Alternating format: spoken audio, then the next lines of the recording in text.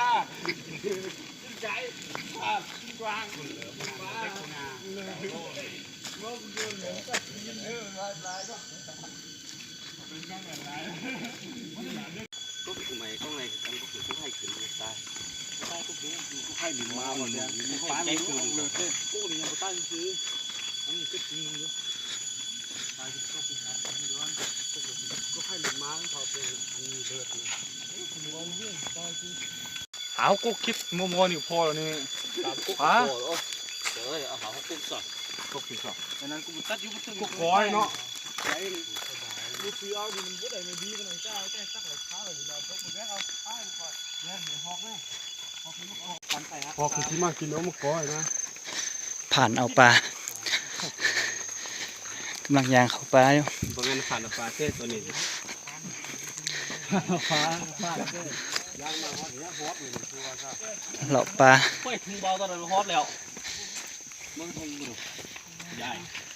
เฮ้ยทุ่งฮอตกึกฟาดนี่กับปลาไหนมันมีบรรยากาศทางเขาไปเอาปลา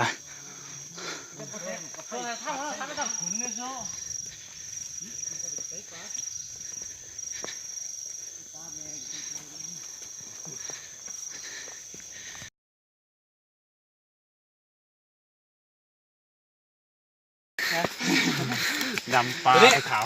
บรรยากาศในพันเริ่มฮอปแล้วไม่ใช่ไปเดียวเอาละ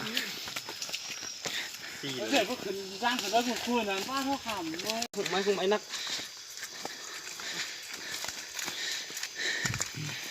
เริ่มฮอปแล้วงามหนาเด้อมึง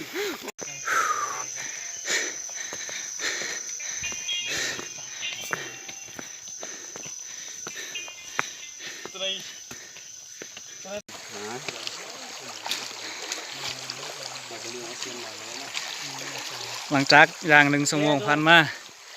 หอดจุดหมายปันได้จนได้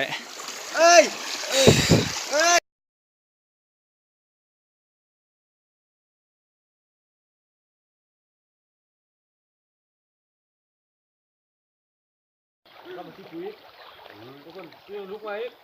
แล้วก็ยังขจีนูดูบอกสู้มีแต่กูคนเดียวอย่างมีแต่มึงก็แดงเนี่ยรัดเติมไปจากกูเพื่อคนละก้าไม่แจงเตาคู่มีอะไรบ้างนี่กินซ้ำ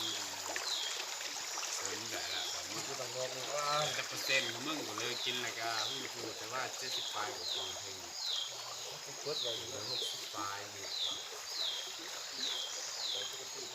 เป็นลูกผู้หญิงมีมัดลูกมาหูดอก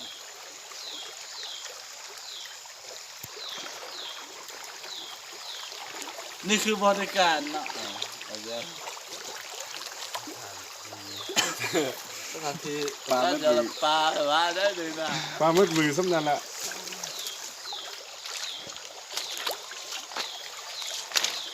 ถ้าเราบุกคุ้นหนึ่งยักษ์ดำไปคุ้นผุดดำโอ้ยเจ้า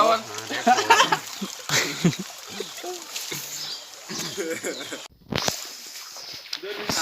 5 ล้านปีหนึ่ง60 ล้านปีเที่ยวลาว368อันนี้เราเป็นแบบข้าวประเทศลาวได้ลาวเที่ยวลาว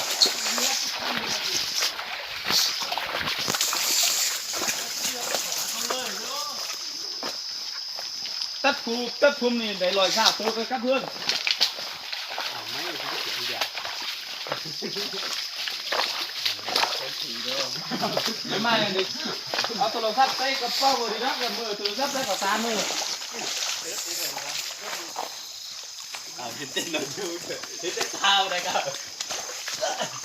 ร้อนจะเป็นอะไรบ้านนึงก็ดีแต่ว่านะตาบ้านนึงบ้านนึงก็จะมีงับหนักเปิ้ลเลย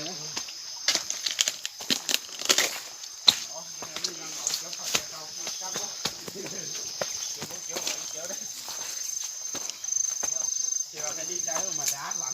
โอ้ลืมเอามาปุ๊บอยู่ให้เนอะปุ๊บอ่ะ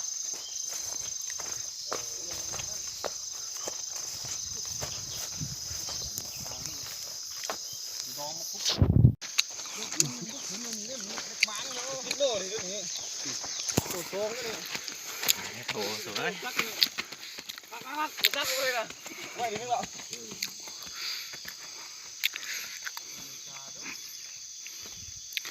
ตายแต่หน้าสูงเขาจะดูไม่ได้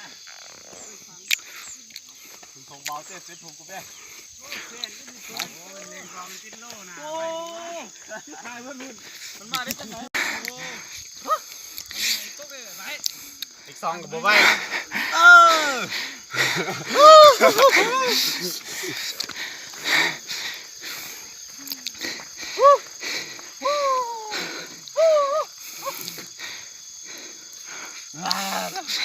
ตายเพราะรอดแล้วเมื่อย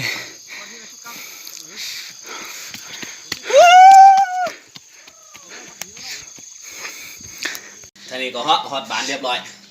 โอ้กินไปโอ้กินนำนะ หลังจากอย่าง1 ชั่วโมงฮอดบานอย่างดี โอ้โห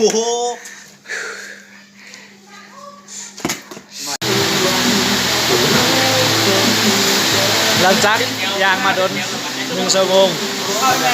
คนกับตกกินเบียร์เพื่อนเสียวอยู่บ้านกับกรุ๊ปเด็ดรถมาส่งเบียร์ครับ18 ล้าน